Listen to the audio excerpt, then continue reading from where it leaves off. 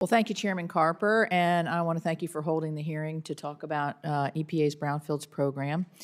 And I want to thank all of our witnesses for being here with us today. It's a rare occasion when an EPA program enjoys strong bipartisan support along this committee's dais, as we know. Since first being authorized in 2002, the Brownfields program has become a resounding success story for our economy and the environment. And since we're on the East Coast and developed a lot earlier, we have a lot of these older sites in both of our states. Brownfields are pieces of property where redevelopment is complicated by the presence of hazardous contamination. A large variety of contaminated properties are potential brownfield sites. Common examples are abandoned factories, landfills, and former gas stations and dry cleaners. We had an issue with a dry cleaner actually in our state. These underdeveloped properties line the streets of what are then bustling industrial, commercial, and agriculture areas across our nation, discouraging investment and job creation, reducing local tax revenues, and harming property values. Rather than viewing these properties as a stain on our community, the Brownfields program recognizes the vast untapped economic potential these contaminated sites can, after they have been successfully remediated. Since the program's inception, $36 billion in brownfield grants funding has been allocated to local communities, creating about 192,000 jobs. In addition, EPA's Brownfields program is one of the most effectively leveraged financing tool across the entire federal government, providing a return of more than $20 for every dollar contributed by the EPA. Brownfields grants serve as a valuable financing tool for local communities and private investors by providing reliable funding and facilitating long-term reuse planning. The grants help incentivize private sector participation by reducing financial risks and shielding developers from potential liability under CERCLA. In order to be successful, the Brownfield program relies upon the establishment of effective public-private partnerships where all parties have a vested interest in the long-term restoration of a contaminated site.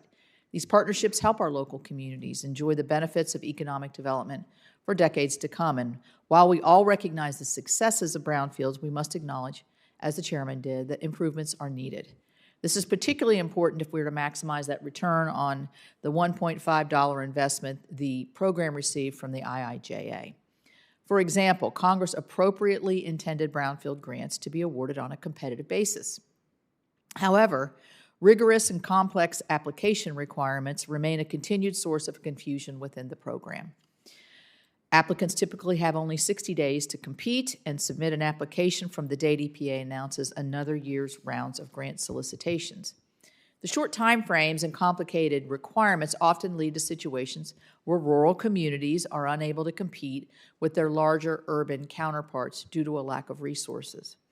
Unlike larger cities and urban centers, local municipalities typically are operating on a shoestring budget, lack the good fortune of having multiple full-time grant writers on their staff. This makes it an uphill battle for our rural communities when they try to compete.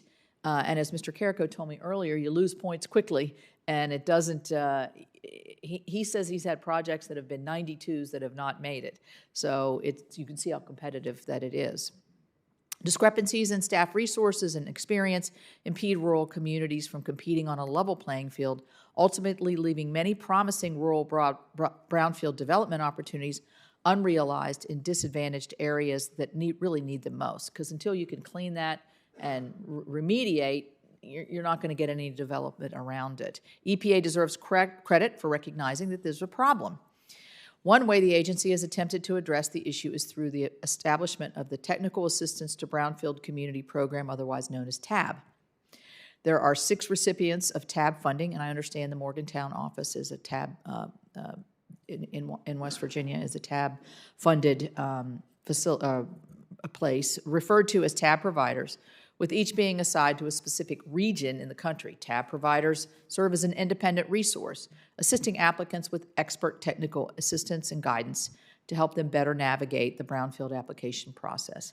They serve as an important role in facilitating more grant applications in small and rural communities that lack their own grant writing capacity.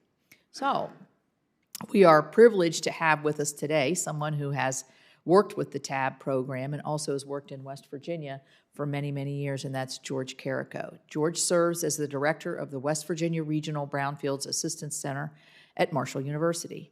He has devoted his entire career to the Brownfields arena, helping to bring much-needed funding to our state and the region. Mr. Carrico, I want to recommend you for the high praise the West Virginia Brownfield Assistance Centers often receives from the broader Brownfield stakeholders community, so thank you. Your forward-looking and innovative approach to maximizing rural participation in Brownfield grant opportunities should be a model for other rural areas in the country. I look forward to hearing about the work you've undertaken in rural areas to facilitate economic redevelopment and community vibrancy. We're also joined by Gerald Pouncey, thank you, chairman of the Morris, Manning, and Martin Law Firm. With decades of experience in the acquisition and redevelopment of hundreds of brownfield properties, Mr. Pouncey will provide this committee with a much-needed perspective from the developer's side. Mr. Pouncey's past work was praised by EPA as a best practice in brownfield redevelopment. He continues to receive numerous accolades, having been honored as the Environmental Lawyer of the Year in 2017 and as one of Atlanta's 500 most influential leaders. So thank you for coming today. I look forward to hearing about how private sector participation in the Brownfield program is so important to long-term success. So I want to thank everybody for being here. It's important hearing, and Chairman Carper, I'll yield back to you.